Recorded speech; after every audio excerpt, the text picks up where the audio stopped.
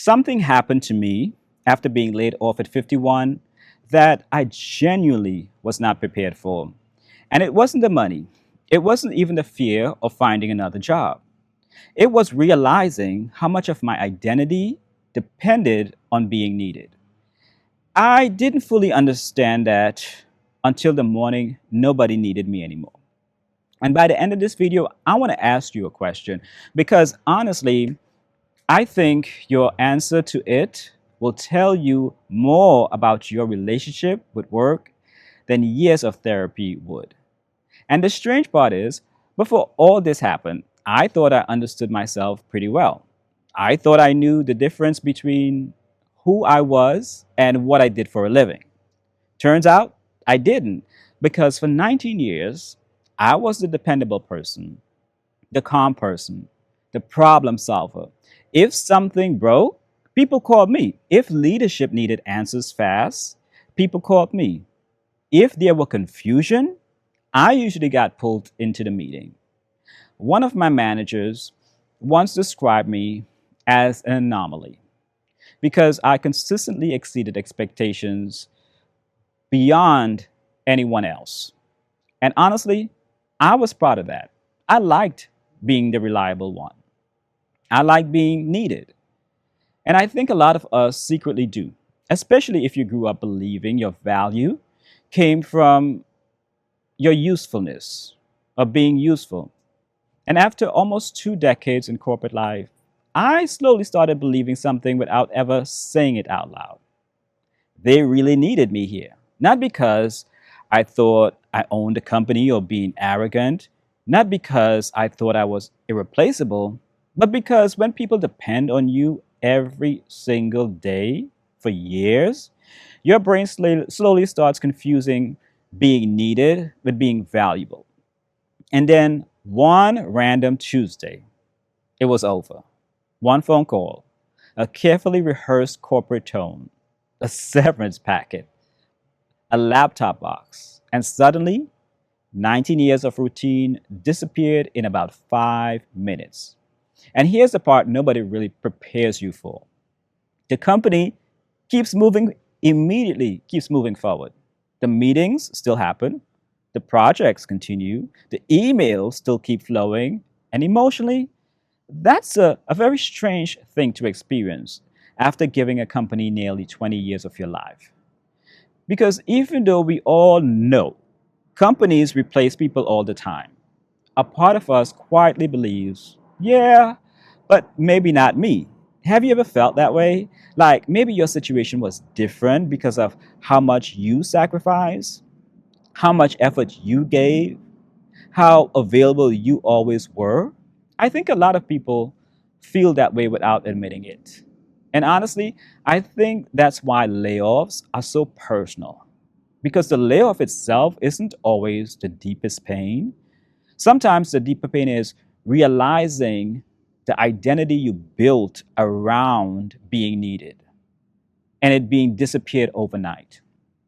And I didn't fully understand how attached I was to that identity until the first Monday morning afterward.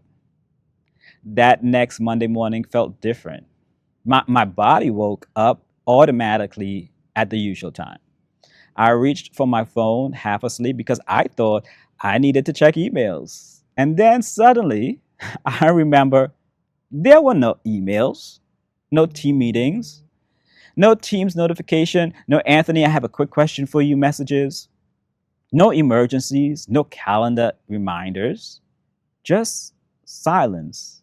And I remember laying there staring at the ceiling thinking, whoa, they really moved on without me. And that silence felt uncomfortable, almost too quiet. Because for years, morning started with people needing something from me. And suddenly, nobody needed anything.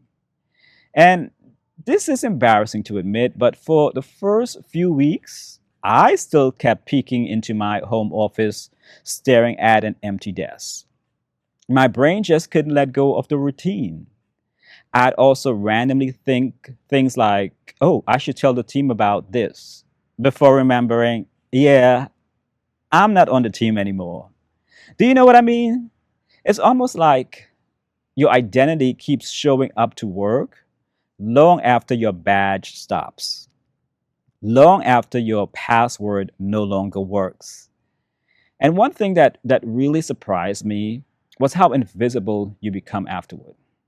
For years, my phone constantly buzzed messages, questions, problems to solve. Then suddenly, nothing. And I don't mean that in a self pity way. I mean, it was psychologically shocking how fast the noise just stopped. That messed with me for a minute, more than I expected, because when your usefulness disappears overnight, you start asking uncomfortable questions like, who are you when nobody needs you? When nobody needs your professional help anymore? Who are you without the title, without the meetings, without the constant validation of being important? That's a hard question, especially in your 50s, because at 20, you think identity is flexible, but at 51, you realize how much of your life has been built around routines, responsibilities, and roles. And honestly, there were moments I felt completely lost at first. I remember one afternoon sitting at home in the backyard in total silence while everyone else was at work, and I suddenly had this weird feeling like I was doing something wrong, like I should be somewhere, like I forgot something important. That's when I realized corporate life had conditioned my nervous system more deeply than I understood. For years, my body lived in constant low grade urgency, emails, deadlines, meetings, performance reviews, fake emergencies. And can we be honest for a second? Some corporate meetings are absolutely ridiculous. If you know what I mean, hit that like button to let me know. Seems like every company has that one person who starts a brand new conversation exactly when the meeting is supposed to end. You're sitting there watching your freedom disappear in real time.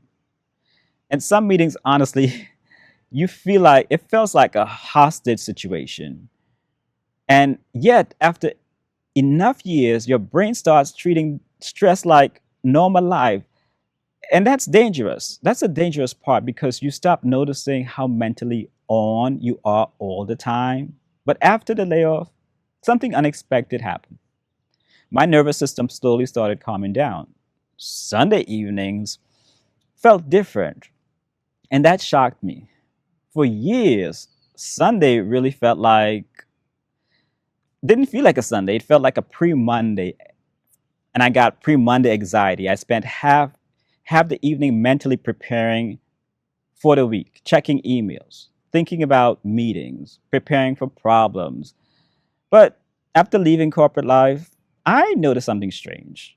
I could actually sit still without anxiety, without mentally preparing for battle the next morning. And I didn't realize how exhausted I was until the pressure stopped. And that realization was emotional because it made me wonder how much stress I had normalized for decades. Being laid off at this age feels different. At 31, you think, I could just start over. But at 51, you think about life differently, energy differently, peace differently. You stop asking, how do I climb higher? And you start asking, what kind of life do I actually want now? And that question changed something in me because for most of my adult life, success meant meaning being productive, being reliable, needed, important. But now I'm starting to think success might also mean protecting your peace. Maybe success is owning your own time. Maybe success is waking up without constant anxiety.